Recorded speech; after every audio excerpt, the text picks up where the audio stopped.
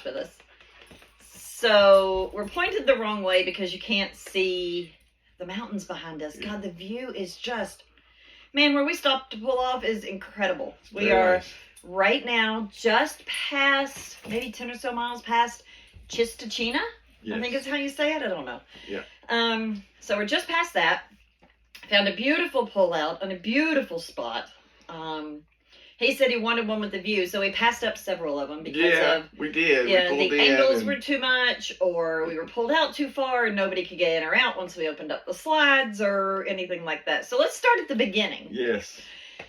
So we left Anchorage yesterday morning. Uh-huh. Said goodbye to all of my guys. Well, except for one. She drugged me along. The most important one. Oh, listen to her. So, pulled out of Anchorage. We had the Jeep hooked up. The tow assembly and everything hooked up. There's a brake assist that is hooked up in the Jeep. And what it does is when he pushes the brakes in the rig, because I haven't driven it yet, but I will, it actually pushes the brake in the Jeep as well, so it's not pushing on us as we're going downhill. It'll actually brake the Jeep at the same time he's braking the rig. Actually, it pushes on the brake pedal itself. So, it's supposed to work great. What we found out is that it turns off every 30 minutes. we pulled off the road, what, 6, 7, 8 times? Yep. Pulled off in Palmer, pulled off on the other side of Palmer. Well, we pulled off at the fairgrounds, and we pulled off on the other side of Palmer. Bottomed out the rig. Not my fault. It wasn't. DOT.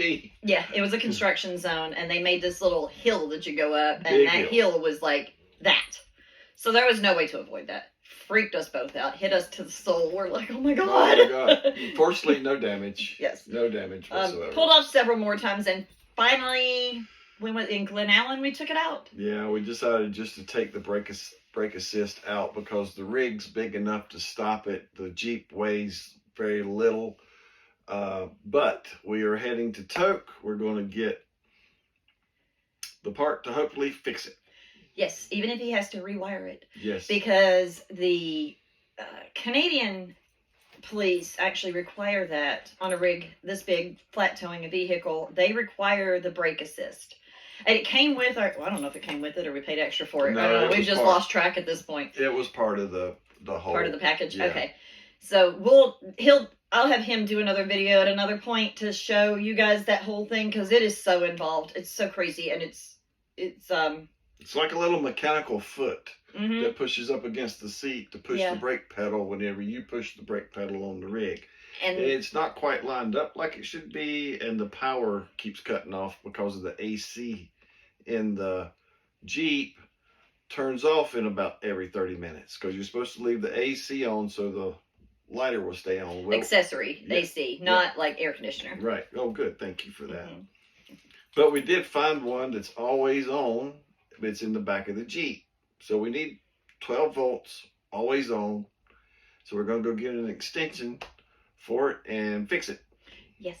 So that's his job today. Mm-hmm. We are also going to fill up.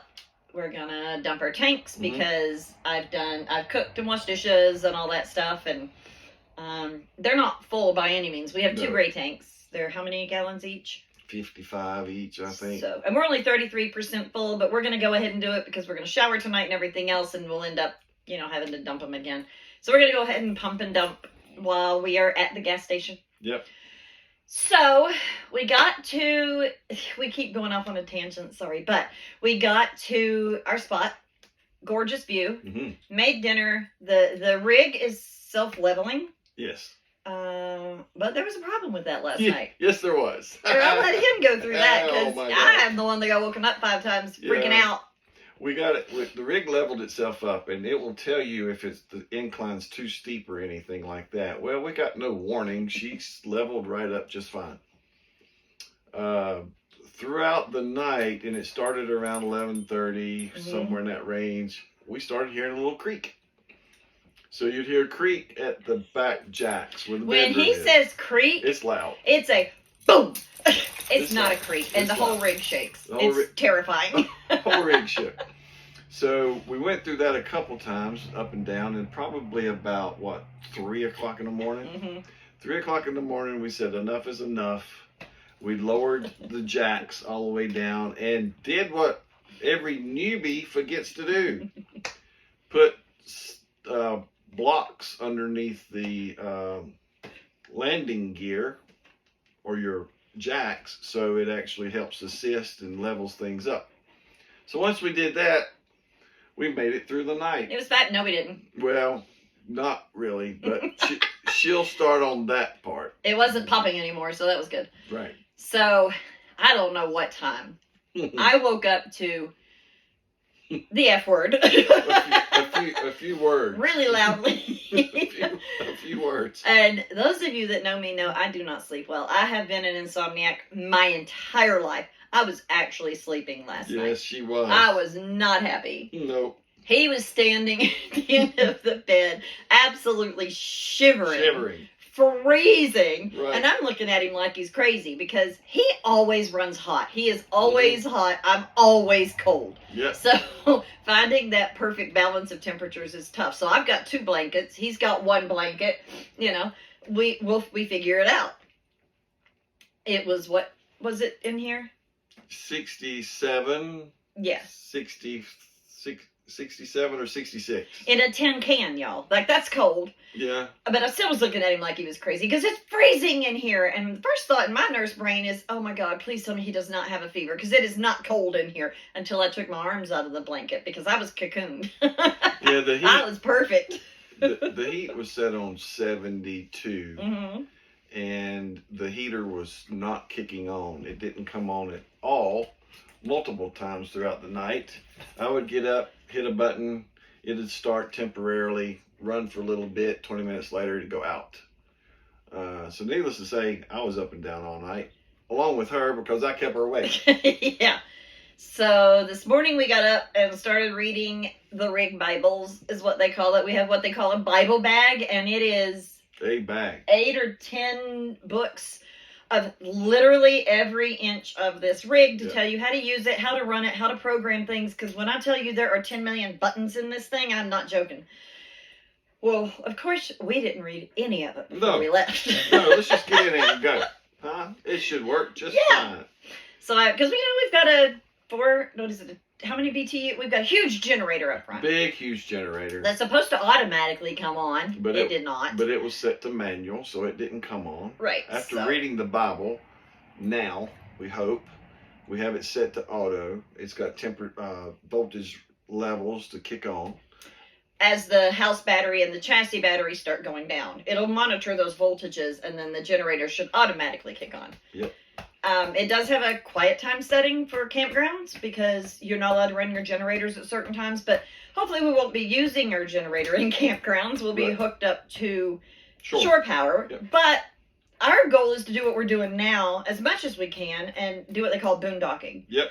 You just find a spot that works great. It's got a nice view, nice area for the dogs, and we pull over. So we got to have a generator that kicks on automatically when the power gets down, and especially through Alaska and Canada, because it's still getting down into the 30s at night. So it gets cold. And the unit has gas heat. It also has electric or a heat pump. But the heat pump is not supposed to be used if it is 37 degrees or below. The gas heat is actually nice and warm and toasty, but you got to get it to kick on. And if the voltage is too low, it won't kick on. Right. And once the burner turns off, because the voltage is too low or the temperature is too low, you have to get up and manually reset it. This is all stuff he found out this morning. So we're learning. We're going to fix it. Lots of adventures and misadventures. Yes. The animals are doing fantastic. Wonderful. The cats have been out running around. The dogs are out running around. They all slept better than we did last night, for sure. Absolutely. The cats will still, for a few days, travel in the master bathroom just for safety's sake. Don't want this one chasing the cats up into his face while he's driving or while I'm driving when I start driving.